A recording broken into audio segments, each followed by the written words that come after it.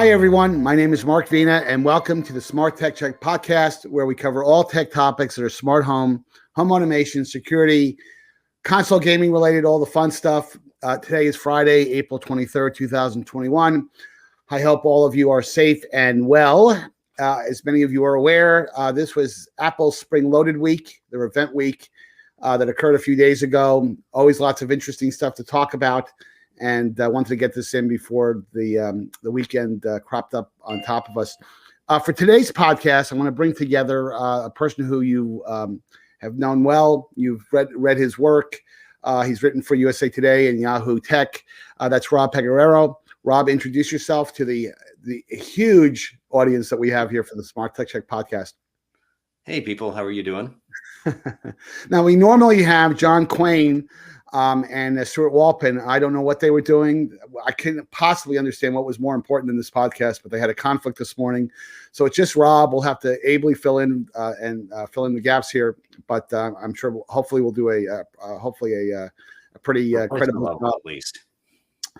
So Rob, as I'm pulling up the topics here, what kind of struck you about really at a high level about the Spring Load event? And the reason why I'm setting it up before I bring up the topics is that a number of the journalists and other analysts that I've spoken to, they're getting a little bit tired of Apple having these announcement events when, and I had a couple of them say the exact same things to me that, hey, they could have really announced all of this stuff in a press release. They really didn't have to take an hour's worth of my time. So, what are your thoughts on that? I was watching, I didn't get to watch it live at the time because I was doing a panel from one event or another. And I was watching it that night and my wife heard it and she said, "It's an ad." I'm like, exactly. This is what I've been watching at every single tech event ever for the last 20 years. It's always an ad. But when it's just streamed, there's no hands-on area. You can't inspect the merchandise and you lose something that's way. That's what I really miss about not having in-person events. You can't actually look at it, be like, okay, where do they stick the headphone jack? What's the arrangement of ports like? How does the phone feel in the hand? Instead, you're just looking at a very well-produced, very slick video production that is no real substitute for actually getting your hands on the computer, gadget, tablet, phone, what have you. No, I absolutely agree with that. And we'll get into that when we get into the product stuff itself. And then that's not just an Apple issue, of course. That's an issue, the fact that we've gone virtual in all of these events. But, there is something to be said about the fact that after you get these presentations in person, normally 9 times out of 10, the real products are there and you get a chance to play with them and get a lot of questions answered that may not be answered during the broadcast or the presentation itself. But before we get into the Apple announcement component of the podcast, you wanted to talk a bit about, you had some tales of your testing of 5G hotspots that I think will be interesting. Might be actually set up some other stuff. But yeah, I'd love to get your thoughts on that. I've been working on this. It's an update for the New York Times Wirecutter site. I maintain a few different guides to them, and the one that just updated yesterday actually is the guide to Wi-Fi hotspots, which has been around so long. It was originally a guide to 4G LTE hotspots. The last year's update, I looked at one Verizon 5G hotspot that was terrible. Like it couldn't even share more than, I think, 350 megabits per second of bandwidth over Wi-Fi, which wasn't even documented on Verizon's site. They've replaced that one. T-Mobile has come out with a hotspot that is quite good, actually, and AT&T has a 5G hotspot that is now available for consumers. And by the way, that's the 5G hotspot manufactured by Netgear? Yeah, exactly. I've got it. This is not it. This one here, the Nighthawk 5G Mobile Hotspot Pro. It's a real name written by a committee. I have only 2 of these 3, and I'll explain why in a second. This is the Verizon M2100 5G hotspot, and T-Mobile's is the M2000. It looks exactly like this, except it doesn't have the Verizon 5G logo on the back. And testing these 3 around the DC area really laid bare the differences between the 3 carriers and how they approach 5G. AT&T, they basically only have low band 5G on the same frequencies they use for LTE right now. So it's not a huge upgrade in speed. The AT&T 5G hotspot had the least impressive results by a pretty big margin. They have millimeter wave, which is really fast and incredibly fragile and short range. It's not anywhere around DC. The closest city they list is Baltimore. I said, can you tell me where I would find it. Like, I'll walk around the Inner Harbor if you want.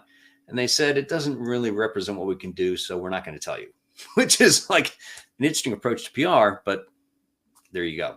Yes. Verizon started by leaning heavily into millimeter wave. And so I decided I'll look at their coverage map, see where exactly do they list a 5G signal, and I'll take this thing with me and my iPad and run the speed test app, see what I get. Most of those locations, I did not see the millimeter wave signal what Verizon sells as ultra wideband. And so this was pretty disappointing. Verizon also has low band 5G, which again is not a huge advance over what you have over LTE, which I should add, Verizon's LTE can be amazingly fast. I clocked it over 200 megabits per second down at one location in DC, which you'd think that's a 5G speed. T-Mobile has millimeter wave like nowhere, so forget about that. They have low band pretty much nationwide, and they have mid-band 5G on these 2.5 gigahertz frequencies T-Mobile got when they bought Sprint. That yields good results, and not just if you're at the right part of the block on the exact right square inch of the street corner. And that's got real potential, and that's what T-Mobile is using to roll out home broadband, wireless home broadband without a data cap. And really, without a data cap. Yeah, which Verizon also has no data cap 4G home broadband and millimeter wave 5G home broadband that like no one can get. That's incredibly scarce. So the reason why I don't have the T-Mobile hotspot is I was checking various addresses, and there's a good friend of mine who lives in Alexandria, Virginia, which despite being right across the Potomac from DC, only has Comcast. Verizon never built out Fios there, and so it's a captive market. And my friend there is not the happiest Comcast customer. I think he is DirecTV for the Sunday ticket, so he doesn't need Comcast for cable. And so I said, well, you know what? T-Mobile says your house can get their 5G home service. Why don't you borrow this hotspot? Tell me how it is. So I'm waiting to see what his findings are. But I'd be very excited if this is a case where T-Mobile is introducing competition into a local broadband market. Any data you can share on what the data plans look like for these hotspots? Are they affordable, or are they only for really business users who in a pinch when they don't have really good connectivity they can go to it? Is it really consumer friendly from a pricing standpoint? Not super consumer friendly. With AT&T and Verizon, the pricing is a little confusing and it's not that generous. You don't get more than 30 gigs, which you can get that kind of allocation with a phone's mobile hotspot feature. You might not want to, because if you're leaning on your phone's mobile hotspot function that much, you're going to have no battery life, and it's going to constrain the phone's own bandwidth. T-Mobile has got some really generous data plans. At least when I checked, they were up to 100 gigabytes a month, which you could see that working for somebody who say they only have an iPad at home. They don't have that much data consumption in the first place. That's aggressive pricing. It matches what Sprint had before, and that's got a little more potential. The wrinkle with this is if you happen to live someplace that has Verizon millimeter wave 5G and you can get it somewhere indoors, which is probably not going to happen. This is really fragile, a faint signal. There's no limit on your mobile hotspot use of those frequencies. It's not super well advertised. It's this, I compared Verizon's 5G pricing to a series of nesting dolls in a piece I did for this trade publication Light Reading last week. It's really confusing. And again, it comes back to spectrum. T-Mobile can be generous with their 5G bandwidth because they have these mid-band frequencies, 2.5 gigahertz. There's not a whole lot of users on that, so they have capacity. Verizon has a lot of capacity in millimeter wave, but that capacity is available in very few parts of the US.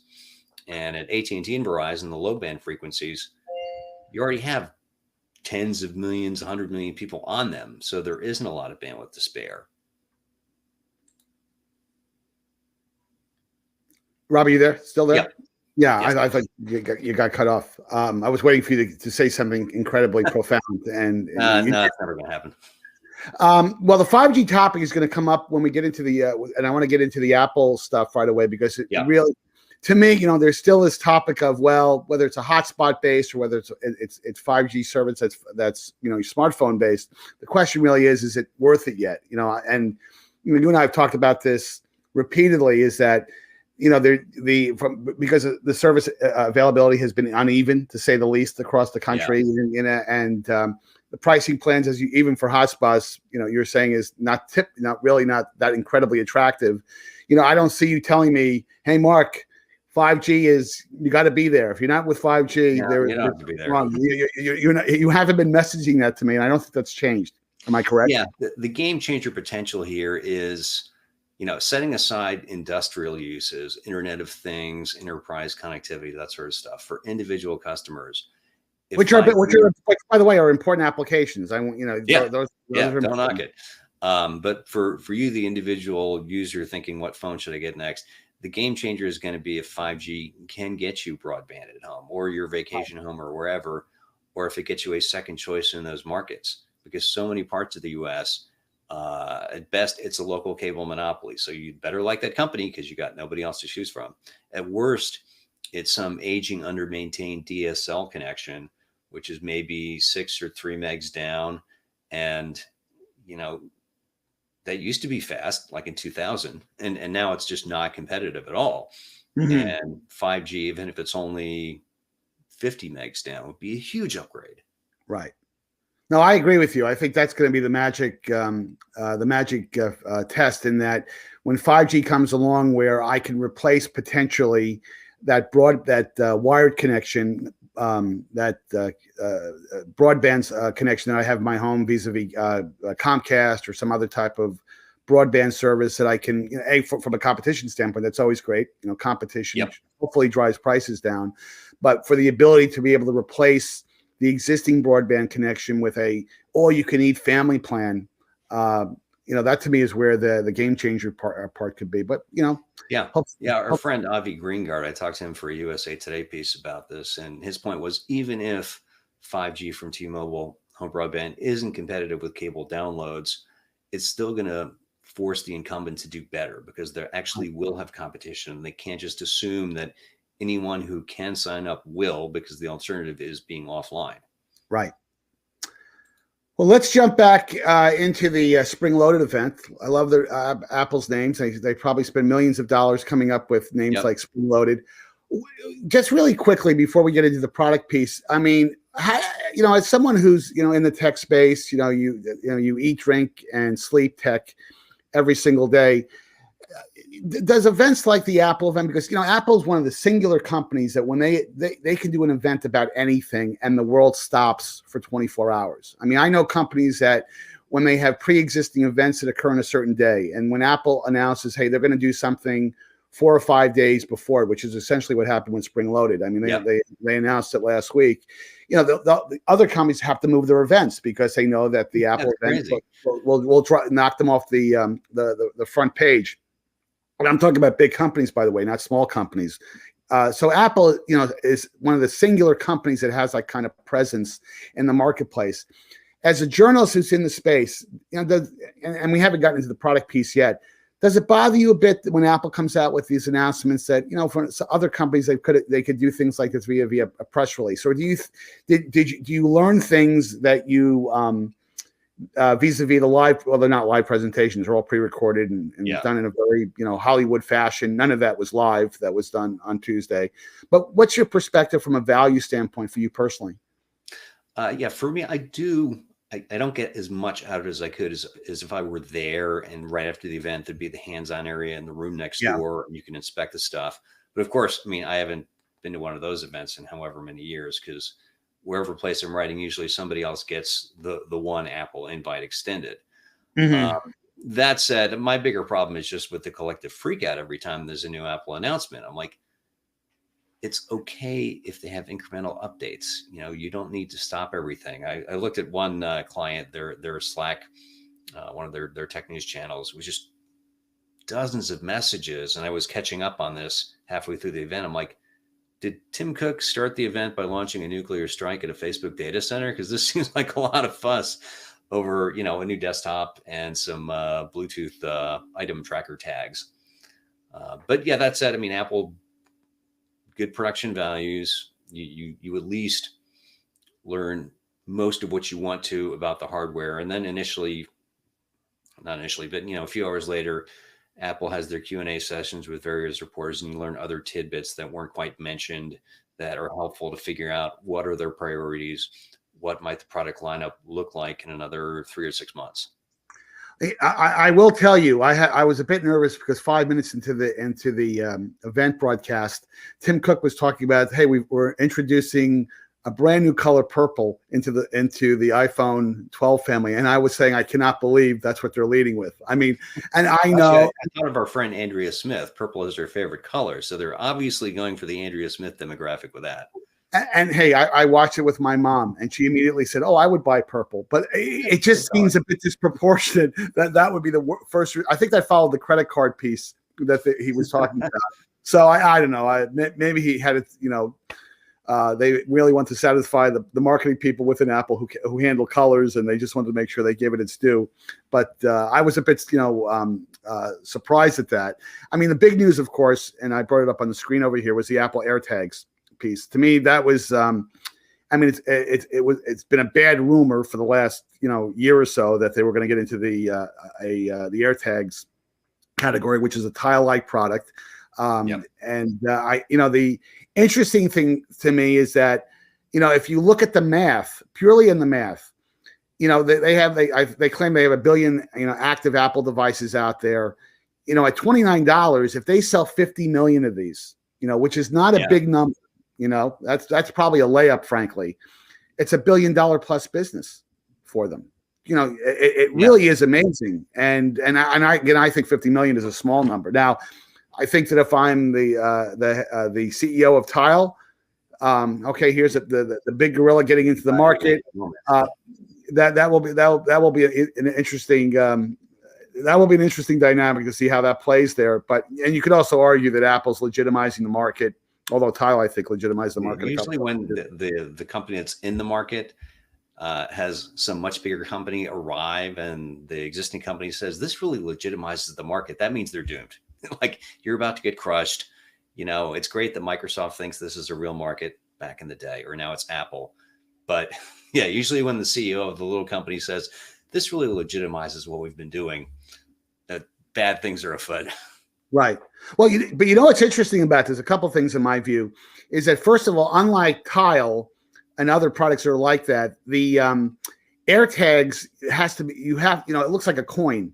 And it has to be, it has to be housed in some type of holding piece. You can replace. Can you believe that in an Apple product? Yes, I'm shocked. And it's a battery, by the way, you don't have to go to Apple for. It's a 2032 battery that you can buy in Target, which is great. So I think that's terrific. But the interesting to me is that this instantly is going to spin off a multi-million-dollar business with companies now who are going to be in the business of selling very fashionable tags for it. So that, to me, that's yet another, tangential business that Apple will enable. But the thing I want to get your opinion on is, now that there's going to be millions of these sold, what about the privacy implications of this? Because when you think about it, and we'll get into it, there are some what I'm calling anti-stalker features built into it. Yeah. Which I think are key. Samsung is doing the same thing on their side, which I think is important. But what are your feelings on that? Do you think, would you go out and buy these and have these on all your luggage, on bags? Because they have an Android phone, so that won't really work unless you're not part of the ecosystem. But from what I've seen, Apple has done the work to make sure this is privacy preserving. I mean, that's something that in general they know how to do. The fact that they thought to add an anti-stalking feature. So if somebody else has left an AirTag around you, you'll see an alert that it's a tag you didn't place there. Right. And that's good. That means that they try to do some harm reduction, that they talk to people who might have been in the situation. Because there's a bad habit in the industry of designing things that work great if you have no experience of stalking and you're at no risk of that, and you don't think of the potential for harassment. And I mean, look at AirDrop, where Apple devised this thing that lets a complete stranger push a picture to your iPhone or a video. And in the early days, there were horror stories, as you recall, about people airdropped a picture on an airplane. Yes, that's correct. And unfortunately, the flight attendant cannot locate the culprit and transfer him to the cargo hold. So It looks like with their tags, Apple did actually do their homework and think, how can we block the most likely failure modes of this when mean, cruel, hostile people get a hold of one of these things. Well, you could see, potentially bad people, tape this to the bottom of a car, Yeah. and all of a sudden now I've got a very inexpensive device tracker, and I'm stalking my ex-girlfriend. I don't have a. Yeah. I'm not. Well, actually, people have asked, can I use this on my dog? Yes. And can I use this on my kid? And Apple's response has apparently been, your tags are meant to be used on devices, not living creatures. But there will be people who do that. There will be people who use case is legit. It is legit, and it's funny because there are a couple of companies out there that have tracking devices for animals, for dogs, that immediately probably are going to say, "Oh my, wow." They may have a business problem now that Apple's getting into this space.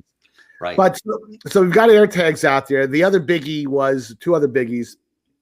We'd love to get your view on this. They did announce a swanky new, very thinned down replacement for the smaller form. When I say smaller form factor, the smaller screen size, the old 21-inch iMac. They replaced it with a 24-inch with M1, their new Apple Silicon. Not unexpected. I thought the design was very, very cool. I thought the only way, by the way, you can get to that kind of thin design and remove the internal fans, because if you, as you know, the LCD display inside that housing throws off heat. It's not just the processor. Yeah. So their ability, and they had a very nice graphic during the presentation showing how much infrastructure they were able to take out of the product to thin it down. I thought was pretty impressive. But they also spent a lot of time, improving the camera, improving the microphone array setting, which I think is kind of a nod to the work at home user, because as you know, microphone capability on laptops, including the webcam, is not exactly a great experience for many people, especially if you've got a laptop from a couple of years ago. But what was your overall impression with that portion of the announcement? Yeah, so the new iMac looks like a really great piece of industrial design, and I don't want it. I have gotten pretty turned off on the idea of an all-in-one computer, in part because you have this display, which these days is, I think in most configurations, the iMac is a 4K display. It's going to be good for so much longer than the guts of the computer itself. Plus, the way Apple has designed this thing, it's not going to be an all-in-one. It only has 4 ports on the back. They're USB-C or Thunderbolt. So you're going to need an adapter. You will need you'll probably need some sort of expansion dock. If you ever use like a micro SD card, you got to have your backup drive. So it's not an all-in-one in its own right. And meanwhile, the Mac Mini with M1 looks better because it has more expansion ports. You can buy the monitor you want and use that with that computer with another one. What I'm waiting to see is what I want to be able to buy is a Mac Mini with this new keyboard with the Touch ID button. Yes. Which is something I've been waiting for, because like I use a password, 1Password, and on my Windows laptop, I can unlock it with my fingerprint. Yes. On my Mac, I've got to type in the master password every time, which is dumb. Now that said, but if you had an Apple Watch, the Apple Watch could unlock. But I have an Android phone. And I'm a little confused why Apple decided to put the Touch ID button on the keyboard. They just could have put it on the computer. Like they probably had to invent some whole secured wireless protocol to make sure that works when you could just put the button on the computer. Right. But I guess it would mar the perfection of the chin below the screen. Yeah, my guess is that it was an aesthetics decision. That would be my guess. Yeah. And the other thing, the way this connects, there's this magnetic connector for the power cable, which also doubles as data. There's an Ethernet port in the power brick at the end of this.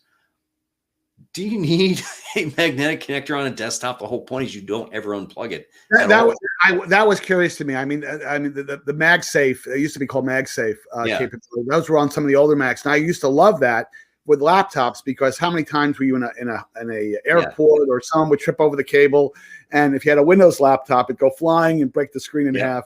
At least that would overcome that problem. So, not sure why they did that. With a desktop computer. Yeah. Now, no, go ahead, Rob.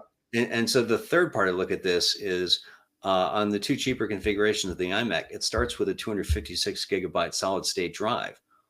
Why? How do you spend all this effort engineering a secure wireless protocol for biometric authentication, designing a magnetic plug for the power adapter, and then you cheap out on the solid state drive when they're practically free at sizes 512 gigs and below?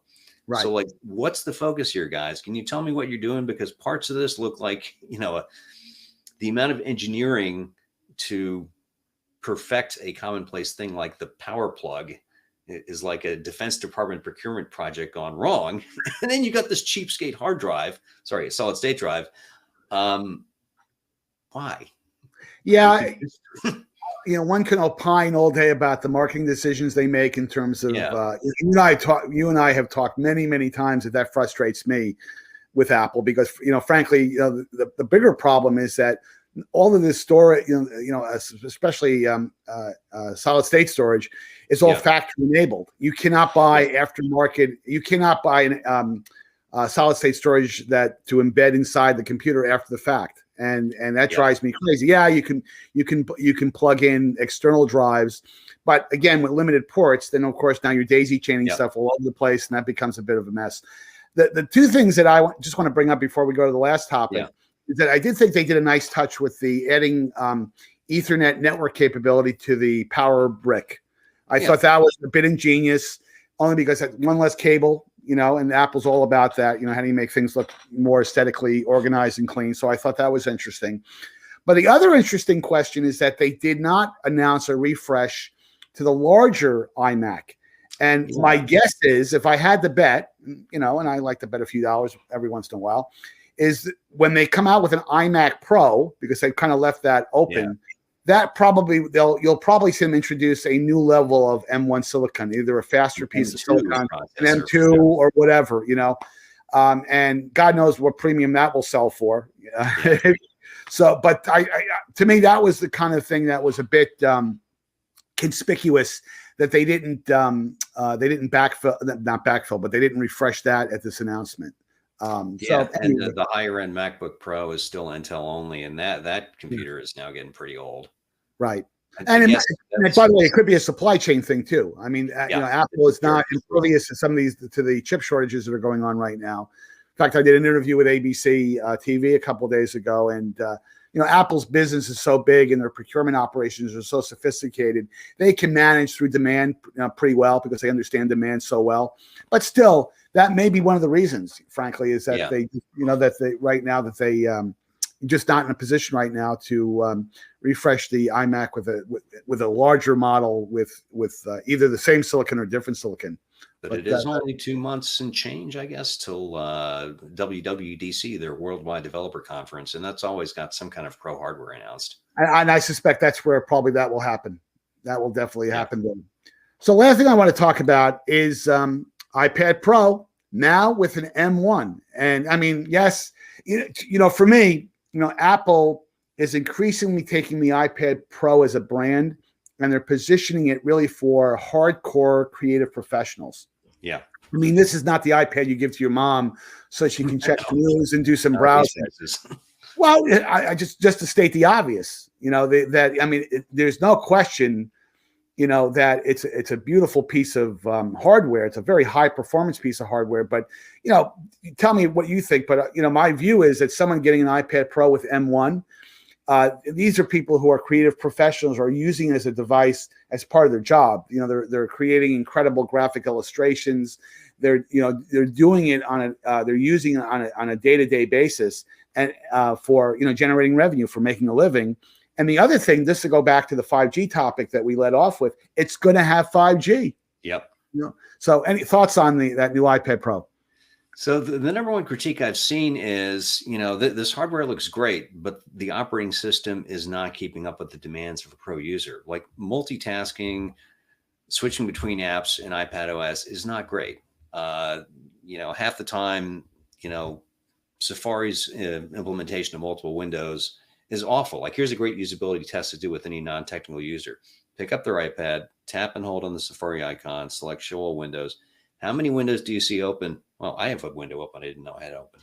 You'll probably see like 20 that they had no idea were there, just because if you fat finger opening a link, it's in another window and then it's lost.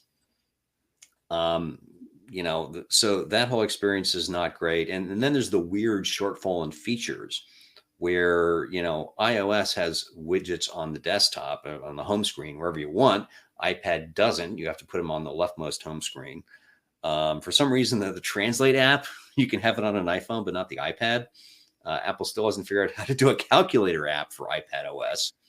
Tim Cook's story to Marquise Brownlee a couple of years ago was, well, you haven't, we want to do something really great. It's a calculator. Just give me a big version of what's on the iPhone. Again, Apple sometimes makes things more difficult than they have to be. Well, but let me seize on your question about the operating system. And I'm glad you brought that up, because one of the things that I would love to see them do, and unfortunately just yesterday, Greg Drozwiak, who's the head of marketing at Apple, he publicly stated that they're never going to merge, or never say never, but they're not going to bring Mac OS and they're reiterating the party line, Mac OS and iPad OS together. And I would love to see iPad Pro with a Mac OS operating system, very similar to the way that you see Windows on a Surface tablet, hope springs eternal. Maybe they'll do that. Again, they're publicly claiming they're never going to do that. They believe in the touch interface for tablets. It's a click and point interface for desktops and for laptops. But I think Apple's selling themselves short there. I mean, as great as the Apple Silicon processors are, what Apple cannot give me is a laptop I can fold up and use as a tablet. Yep. That's the Windows only feature right now. And it's really good. It's really convenient to have that flexibility. But Apple, the only way I can get that experience is if I buy an iPad Pro, and I was about to say type cover, that's the term for Surface, get one of their keyboard covers. And then I sort of have the same thing, but now you have this operating system that isn't really set up for switching among apps or bringing data into it from other devices. Has all these issues you don't have with the Mac OS, but the Mac OS doesn't support touch. And it's like, the iOS, iPad OS people and Mac OS, they must be on opposite sides of that spaceship campus. And they only meet in the middle at the cafeteria every now and then. It's a weird split.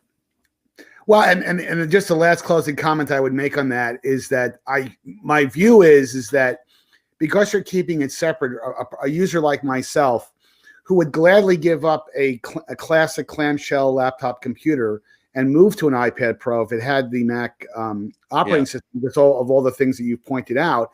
What that has forced me to do as a day-to-day user is that when I refresh my iPads, which I do every couple of years, not as frequently as I refresh my phone, but I do refresh my iPads. I want to say every couple of years, maybe not synchronized with their new launches, but I probably will upgrade. I probably will not get the larger iPad Pro, because to take that with me on a trip, because I generally bring my laptop with me and my iPad, because my iPad's a very friendly tool for media consumption when I'm working out or if I'm having breakfast, and I can have, a nice handy device, it's instant on, it's right there, and I'm off to the races.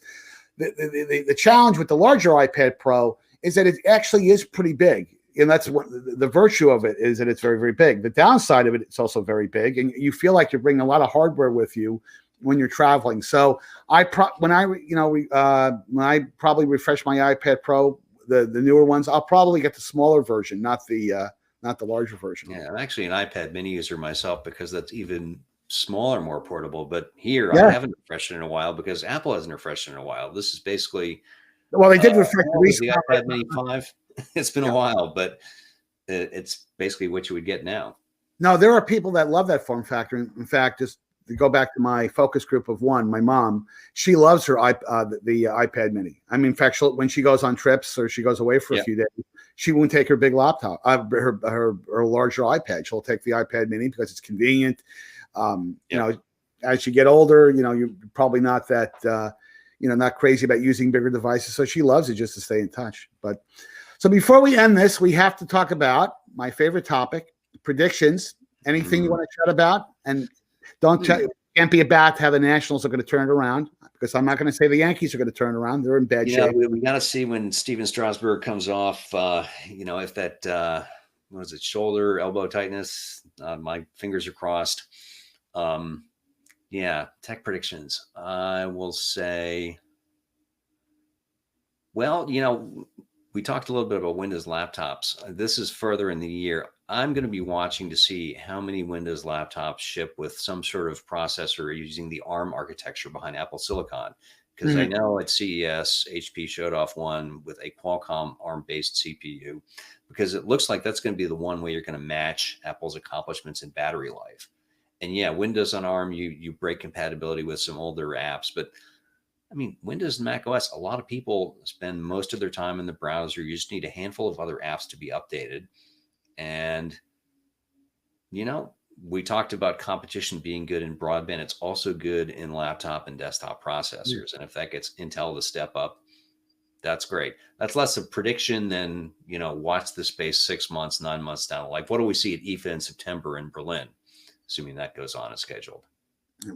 Keep your thumbs up about that, because God knows I'd like to make sure we take a trip out there. Similar to your, I won't call it a prediction, but where you think that that category might be going. I had some experience last week with downloading the new version of Parallels for the M1, because I've got a Mac Mini with M1 with the ARM version of Windows, which you can only, by the way, download. Yeah, right. And I was actually very, very surprised. It ran. Again, I didn't do any benchmark testing on it, but it was very spritey, from my perspective. There is apparently some applications limitation, although the core application I generally like to run on Windows is Office, because there's still some minor differences between the Mac version of Office versus the Windows version of Office. But the fact that it's kind of weird that you're running an ARM version of Windows on a Mac with M1 that in some ways runs in a superior fashion than Windows running on an x86 Intel-based, which is ironic, is the only word that I can think of. So any thoughts on that? Have you? Well, you don't have an M1 Mac, so you probably haven't had No, I don't. Yeah, I mean, literally, I'm waiting. I want Apple to sell me this Touch ID keyboard. I mean, I want a Mac Mini with a Touch ID button on the front, but fine, I'll buy your fancy-ass keyboard as well. Because, that's what I'm waiting on. But yeah, it's interesting to see. For just decades, we've assumed Intel is this rock on which the PC business is built. Maybe that's not the case anymore, not even in Windows. Well, so your message is, if Tim Cook is watching this podcast, please, as quickly as possible, get a biometric sensor in a. Don't go so cheap on the storage in the thing, will you, man? I'll pay when I go back to San Jose in a couple of weeks. If I see him over lunch, I'll mention that. Please do. Listen, hey, Rob, listen, thank you for calling into the podcast. To the More Insights and Strategy audience, please follow the Smart Tech Chat podcast. Please like us if you go onto YouTube and watch it. Please follow us on our usual social media partner suspect lists, guys, and that's Facebook, LinkedIn, and Twitter. And until next time, have a great weekend. Thanks, Rob. Thanks.